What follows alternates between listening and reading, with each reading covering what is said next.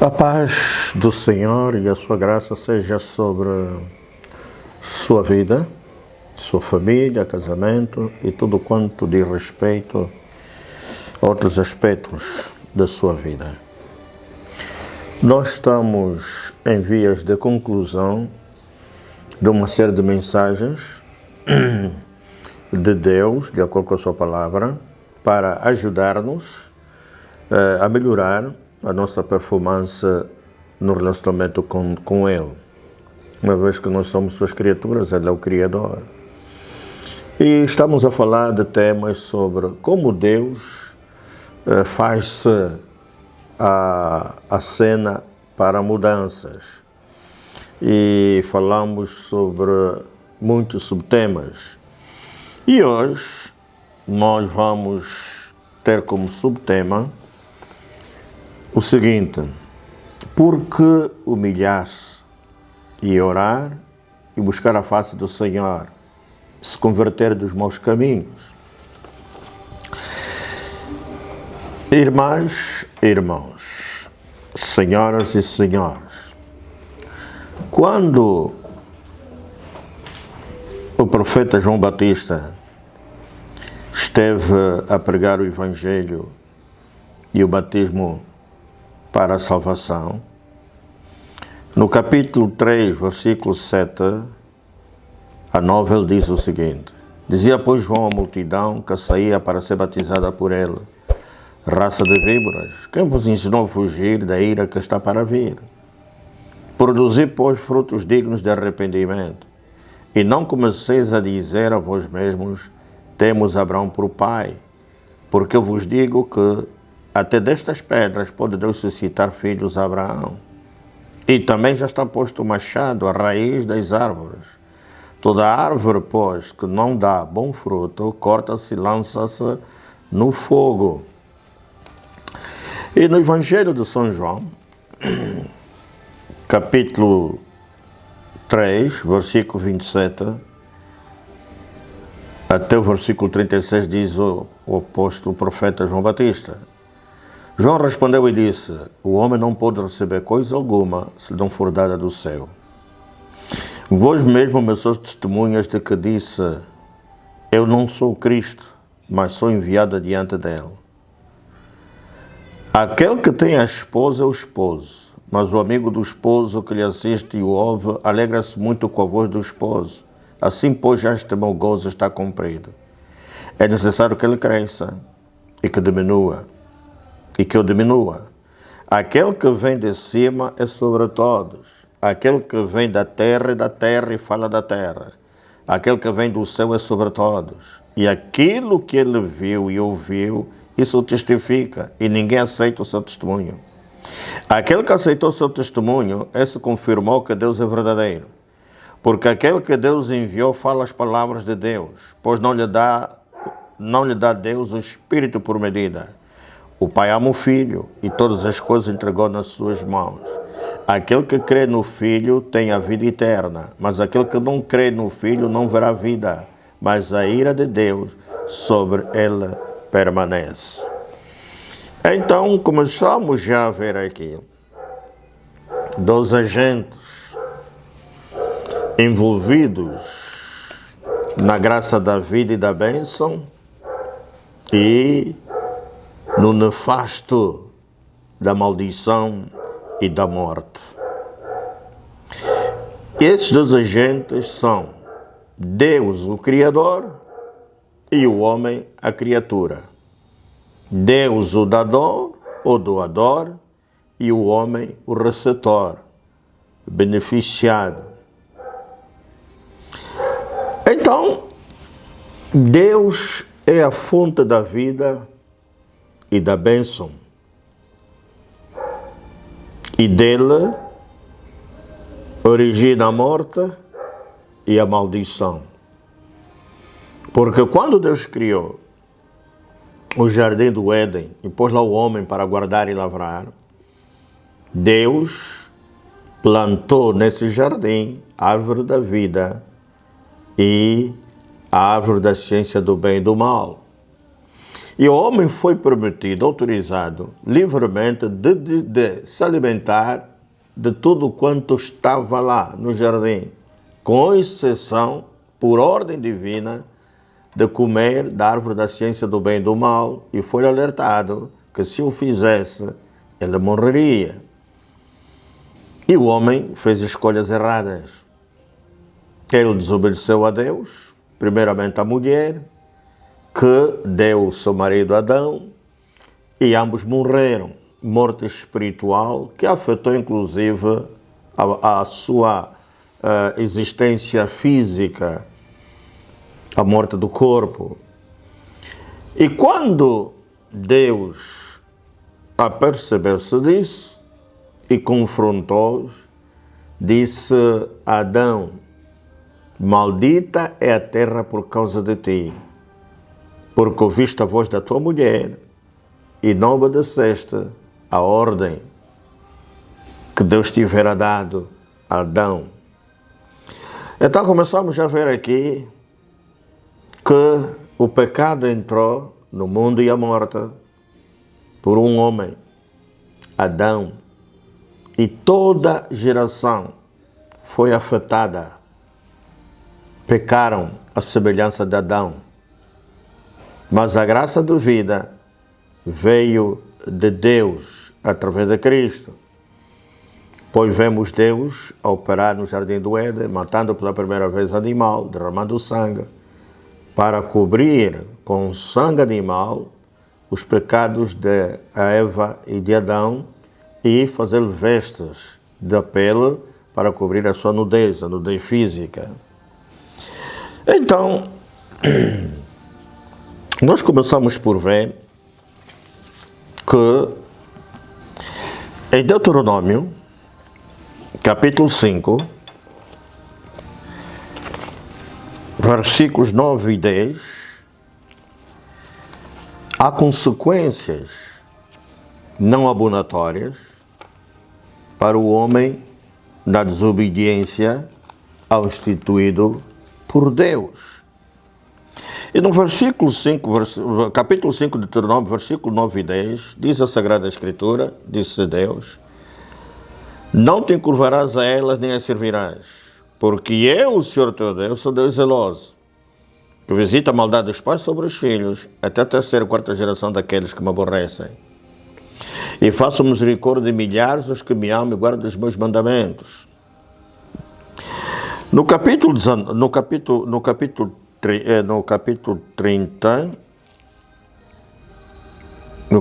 30, Deus propôs, tomando os céus e a terra como testemunhos contra o povo de Israel, e propôs a vida e a morte, a bênção e a maldição, e sugeriu que eles escolhessem a vida para que eles e as suas sementes, as suas gerações, pudessem viver.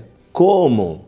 Amando o Senhor, dando ouvidos à sua voz e se achegando a Ele, porque diz aqui que Deus é tua vida e a longura dos seus dias na terra. Portanto, Deus aparece como fonte, como doador da vida e da longevidade de nossa existência aqui nesta terra. Em Números 14, Moisés confirmou este princípio espiritual na relação com Deus para a nossa existência, quando no versículo 18 e versículo 28 a 34, ele disse: o Senhor é longânimo e grande beneficência, que perdoa a iniquidade e a transgressão, que o culpado não tem por inocente, e visita a iniquidade dos pais sobre os filhos, até a terceira e quarta geração, No versículo 28 diz-lhes assim Deus: assim eu vivo, diz o Senhor, que como falaste os meus ouvidos, assim farei a vós outros. Neste deserto cairão os vossos cadáveres, como também todos os que de vós foram contados, segundo toda a vossa conta, de 20 anos para cima, os que dentre vós contra mim murmurastes. Não entrareis na terra pela qual levantei a minha mão, que vos faria habitar nela, salvo Caleb, filho de Jefoné, e José, filho de Nun. Mas os vossos filhos de que dizeis, por presa serão, meterei nela, e eles saberão da terra que vós desprezastes. Porém, quanto a vós e vossos cadáveres cairão neste deserto, e vossos filhos pastorearão neste deserto 40 anos, e levarão sobre si as vossas infidelidades, até que os vossos cadáveres se consumam neste deserto. Segundo o número dos dias em que espiaste esta terra, 40 dias por cada dia a 1 ano, levareis sobre vós as vossas iniquidades, 40 anos e conhecereis o meu apartamento, o meu afastamento. Aleluia! Nós vemos aqui que Moisés disse no versículo 18 que Deus perdoa a iniquidade e a transgressão que o culpado não tem por inocente e visita a maldade, a iniquidade dos pais sobre o filho, até a quarta geração daqueles que lhe aborrecem. E no versículo 19, Moisés intercedeu dizendo, perdoa, pois, a iniquidade deste povo segundo a grandeza da tua benignidade, e como também perdoaste este povo desde a terra do Egito até aqui. E disse o Senhor, conforme a tua palavra lhe perdoarei. Porém, tão certamente como eu vivo, a glória do Senhor encherá toda a terra. E ele descreveu, reiterou o castigo que haveria de recair e que haveria de se cumprir na vida daqueles que o aborreceram, daqueles que se levantaram contra a autoridade de Deus, delegada em Moisés, em Josué e outros, e murmuraram contra eles, murmurando contra Deus, se levantaram contra Deus, e, portanto, Deus, embora tenha perdoado, Deus fez com que o castigo do pecado fosse visitado neles. Então, significa que, embora alcancemos o perdão de Deus, as consequências do pecado são visitadas em nossas vidas e sobre as nossas gerações. Deus é amor para com aqueles que permanecem firmes na fé e não se movem da fé, mas também é severo para com aqueles que caem, para com aqueles que se desviam e com aqueles que liberam a ira de Deus. Ele é severo. E nós temos de entender isso. Nós vemos em Romanos 1, versículos 8 a 32, que quando assim acontece, Deus se aparta. E Deus entrega, abandona. Este é o apartamento de Deus, o afastamento de Deus. Deus não está no meio das pessoas. A vida não está presente. A bênção não está presente. A morte e a maldição tomam lugar no seio de pessoas, seja indivíduo ou coletivos, casamento, família, sociedade e nação. E vemos, recuando no tempo em Neemias 1, e vamos falar sobre isso oportunamente, quero apenas referir a oração de Neemias no capítulo 1, versículo 6. Orando a Deus diz, estejam, pois, atentos os teus ouvidos, os teus olhos abertos para ouvir a oração do teu servo, que eu os faço perante ti, de dia e de noite, pelos filhos de Israel, teus servos, e faço confissão pelos pecados dos filhos de Israel, que pecamos contra ti, também eu e a casa do meu pai pecamos. Então, já vemos aqui 3 agentes que sofrem a maldição ou o castigo dos pecados, das suas infidelidades e iniquidade, e que beneficiam quando guardam os mandamentos de Deus. Óbvio, vez de se chegam a Deus, beneficiam da bênção, da misericórdia, da vida nas gerações. E aqui, quando fala dos filhos de Israel, está a falar de uma geração. Uma geração que, neste caso de Neemias, pecou contra Deus. E está a falar do indivíduo nós, eu, e está falando da casa dos nossos pais. Então já vemos aqui três agentes no homem que sofrem as consequências do pecado, da injustiça, da iniquidade contra Deus, ou que beneficiam da bênção, da vida ou da misericórdia de Deus. E está-se a referir aos nossos antepassados. Está-se a referir a nós. Está-se a referir à casa dos nossos pais. E a sociedade é constituída por famílias. As nações é constituída por famílias. Portanto, significa que em situação de injustiças, em situação de iniquidade, em situações de pecado que gera morte, há transmissibilidade de iniquidade, de fraquezas espirituais para as gerações. Porque iniquidade são padrões pecaminosos, são fraquezas espirituais que é resultado da prática recorrente de mesmos pecados e que é transmissível nas gerações por linhagem sanguínea ou por associação. E ela é visitada mesmo quando as pessoas morrem. As gerações morrem. Ela passa de geração a geração. Por isso é que Lamentações de Jeremias, capítulo 5, versículo 7 a 9, diz: nossos pais pecaram, já não existem. Nós levamos as suas maldades. Outras versões diz: nossos pais pecaram, mas morreram antes do castigo chegar. Nós é que estamos pagando pelos pecados deles. Outras versões dizem: nós recebemos o castigo pelos seus pecados. A outra ainda diz: mas nós carregamos suas iniquidades. Outra versão diz que nós carregamos as suas maldições, as suas pragas. Então, é preciso termos consciência da importância do arrependimento.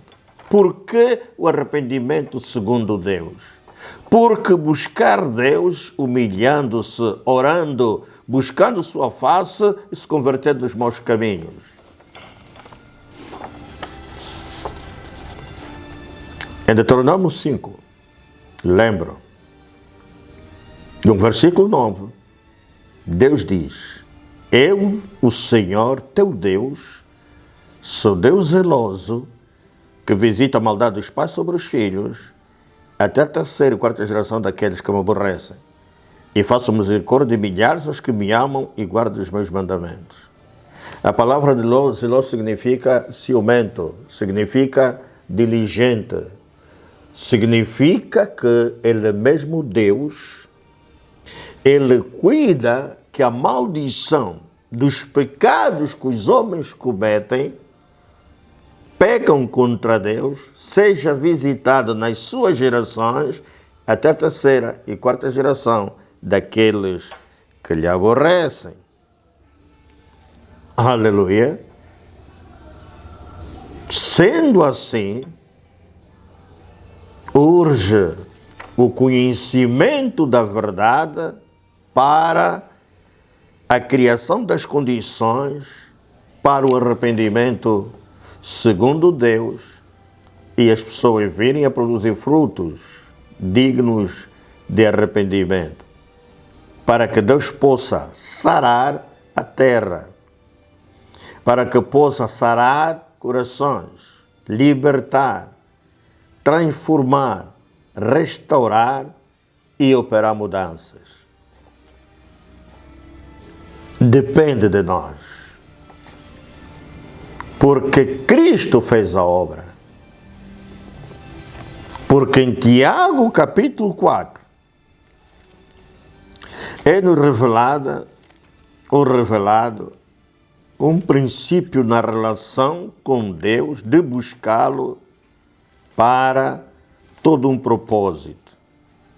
Pois Tiago 4 diz o seguinte: versículo 6 ou 5 a 8. Ou cuidai-vos que em vão diz a Escritura, o Espírito que nos habita tem ciúmes, antes da maior graça. Portanto, diz, Deus resiste aos soberbos, dá porém graça aos humildes. Sujeitai-vos, pois, a Deus, resiste o diabo, ele fugirá de vós. Chegai-vos a Deus, ele se chegará a vós. Alimpai as mãos, pecador, vós de duplo ano, purificai os corações. Aqui está a dizer que Deus resiste ao soberbo, todo aquele que se opõe a ele, os seus mandamentos, as suas ordenanças, que julga que ele é mais sábio que Deus e que ele pode no lugar de Deus, quando está a enganar-se a si próprio.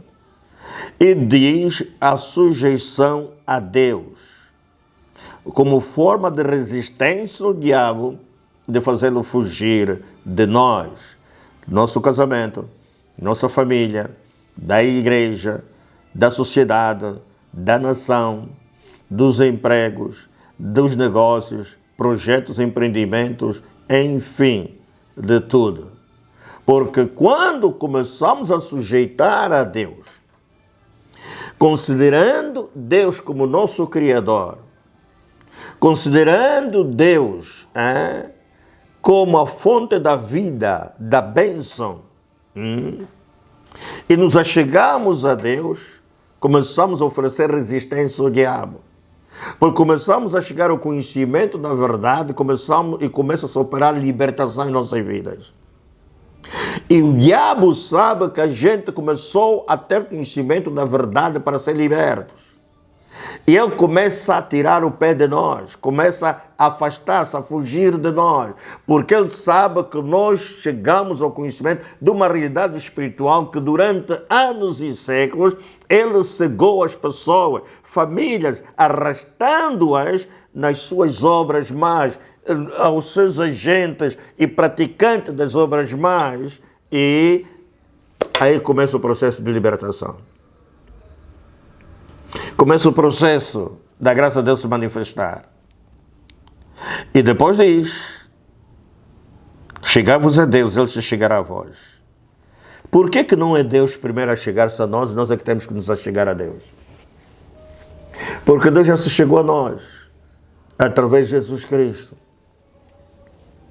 Jesus Cristo é Deus em nós, Deus presente no nosso meio, como esperança da glória.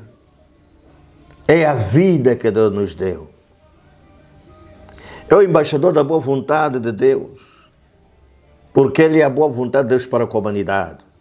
Ele é a paz que Deus nos deu, para que no seu sangue, no corpo da sua carne, lá na cruz, ao reconciliar com Deus todas as coisas na terra, nos céus e a nós, possamos estar em paz com Deus.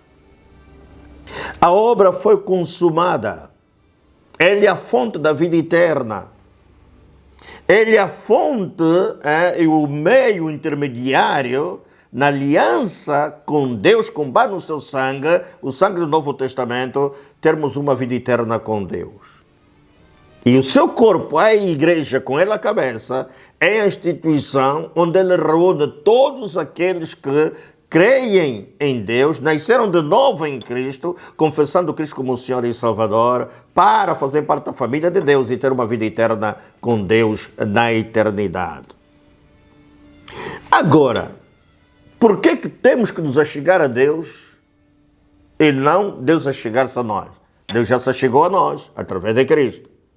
Agora, como Deus respeita o nosso livre-arbítrio, o livre-arbítrio no homem, Ele, através da pregação do Evangelho, que é o poder de Deus para a salvação de todo aquele que crê, de judeus e gentios, podermos tomar decisões, fazer escolhas para aceitar ou não a graça divina que vem através de Cristo. Rejeitar ou aceitar o amor que Deus nutre-nos através de Cristo, porque Cristo é o amor de Deus para com a humanidade. Aceitar ou rejeitar a boa nova do que Cristo fez por nós e a graça divina, o favor imerecido, para que possamos receber vida eterna por meio da confissão do novo nascimento e podermos ver o reino de Deus, entrar no reino de Deus. A responsabilidade é nossa. Você pode negar, não corresponder o amor que Deus lhe nutre, ou que os homens lhe nutrem. A escolha é nossa. Por isso é que Deus espera que nós nos cheguemos a Ele, para Ele poder chegar a nós. Quando colocamos o nosso livre-arbítrio por terra, aos pés de Cristo, aos pés da cruz, e a gente diz, Senhor, eu considero que sou Cristo Redentor e através dele vem a remissão, o perdão dos pecados, vem a reconciliação. Por isso eu confesso, e porque creio no meu coração, eu aceito e recebo Cristo como meu Senhor e meu Salvador. Para que a gente, de livre e espontânea vontade, possamos aceitar a reconciliação com Deus pela obra redentora de Cristo. Por isso é que Deus espera que nos acheguemos. Ele não impõe a sua vontade a nós. Ele não impõe, não obriga ninguém. Por isso é que Cristo disse, aquele que vencer, assentar-se-á comigo no meu trono, como eu venci e assentei-me no trono com meu Pai. A escolha é nossa, a decisão é nossa. Assim como foi no Jardim do Éden, em que a mulher e Adão fizeram escolhas erradas, tomaram decisões erradas e morreram. E a maldição entrou na terra, o pecado, com seu aguilhão, a morte. Meus irmãos, minhas irmãs, senhores e senhoras, na próxima mensagem continuaremos a falar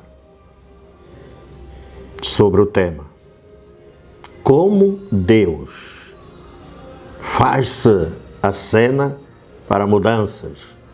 E o subtítulo, porque humilhar-se, porque orar e buscar a face do Senhor e converter dos maus caminhos, porque o arrependimento segundo Deus.